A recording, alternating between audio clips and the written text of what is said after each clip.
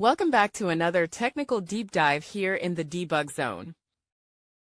Today we're tackling a big question and breaking it down with insights from other users. Hopefully this clears up some misconceptions and helps you get the answer you need. So buckle up, stay a little curious, and let's jump right in.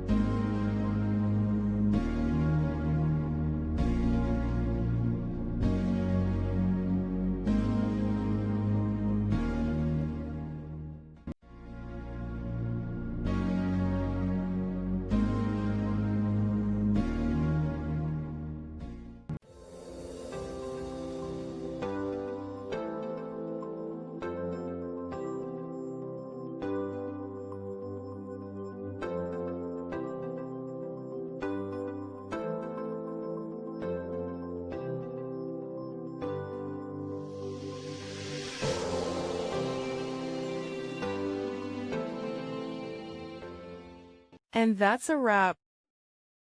I hope you found the answer you were looking for. If you did, take a second to hit that subscribe button. It really helps out. And let me know in the comments which solution worked best for you. See you next time in the debug zone.